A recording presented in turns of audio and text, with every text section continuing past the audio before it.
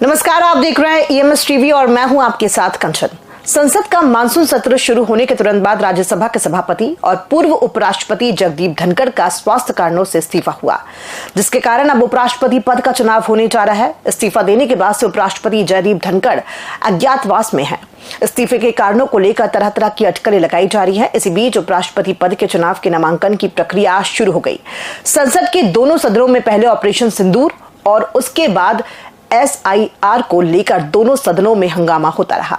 सरकार ने बिना चर्चा के 1 दर्जन से ज्यादा बिल हंगामा के बीच पास कर दिए। ऑपरेशन सिंदूर में दोनों सदनों में लगभग 16 घंटे की चर्चा हुई। इसके अलावा संसद में कोई कामकाज नहीं हुआ। सत्ता पक्ष और विपक्ष के बीच में जिस तरह की तनातनी चल रही है, इस बीच में सरकार ने एक नया बिल पेश किया। इस बिल को JPC के पास भेज दिया गया है। यदि ये बिल पास हो जाता है तो फिर केंद्र में जो भी सरकार होगी वो विपक्षी दलों की राज्य सरकारों को या किसी भी प्रदेश की राजनीति को अपने ढंग से चलाने में सक्षम हो जाएगी। केंद्रीय प्रवर्तन निदेशालय द्वारा विपक्षी दलों के नेताओं पर 5000 से अधिक मामले दर्ज किए गए हैं, जिनकी जांच चल रही है। टेक्नो नेता और अधिकारी जेल में बंद हैं। अदालतों को जमानत देने का अधिकार नहीं है। जो नया बिल सरकार लेकर आ रही है उसके अनुसार 30 दिन कोई भी मुख्यमंत्री, मंत्री अथवा प्रधानमंत्री यदि हिरासत में रहता है तो उसको पद से हटाया जा सकता है।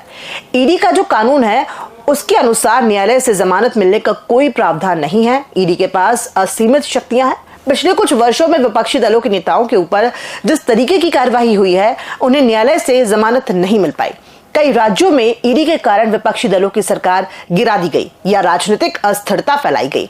वर्तमान बिल को देखते हुए अब सभी क्षेत्रीय राजनीतिक दलों और विपक्षी दलों में इस बात का भय उत्पन्न हो गया है कि यदि ये बिल पास हो जाएगा तो उसके बाद देश में विपक्षी राजनीतिक दलों और क्षेत्रीय दलों का कोई काम नहीं रहेगा।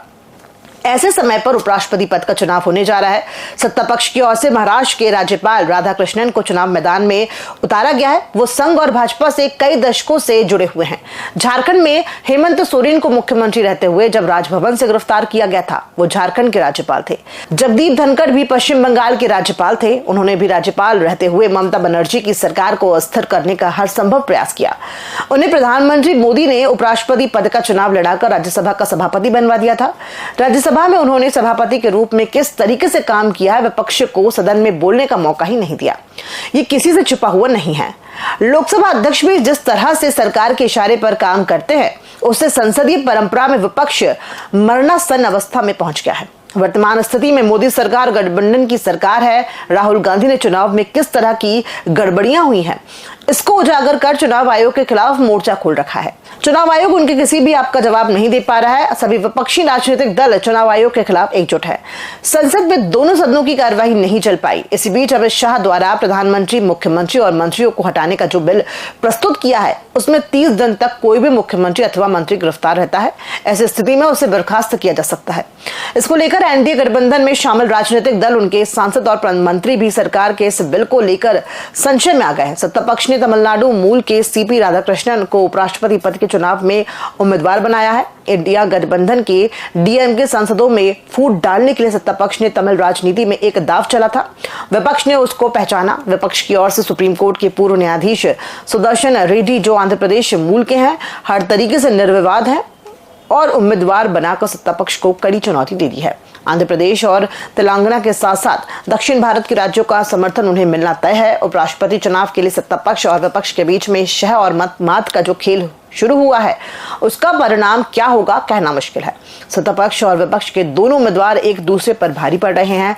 जिस तरह चालें सत्ता पक्ष और विपक्ष में देखने को मिल रही है, विपक्ष उपराष्ट्रपति पद के चुनाव के साथ साथ संवैधानिक संस्थाओं के खिलाफ सीधी लड़ाई जनता की अदालत में लड़ रही है।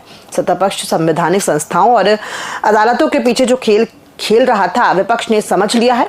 अब वो जनता की अदालत में जाकर आर पार की लड़ाई लड़ने की तैयारी में जुट गया है। चुनाव आयोग ने बिहार में SIR को लेकर जो नियम और कानून बनाए थे, राहुल गांधी ने कर्नाटक की एक लोकसभा सीट की एक विधानसभा सीट में चुनाव आयोग द्वारा जिस तरह की गड़बड़ी की गई थी, उसको उजागर करने के बाद संविधान और लोकतंत्र बचाने की एक लड़ाई बना दिया है। इस लड़ाई में उपराष्ट्रपति के चुनाव की हार जीत भविष्य को तय करेगी, इसमें कोई संदेह नहीं है। विपक्षी एकजुटता ने सरकार के सामने कई चुनौतियां खड़ी कर दी हैं। खुद ना खास्ता विपक्ष के उपराष्ट्रपति पद के उम्मीदवार भी सुदर्शन रेड्डी ये चुनाव जीत जाते हैं। बहुत कम वोटों से हारते हैं। ऐसी स्थिति में केंद्र सरकार के लिए परेशानी खड़ी होगी। अल्पमत की सरकार कितने दिन चलेगी ये कहना मुश्किल है।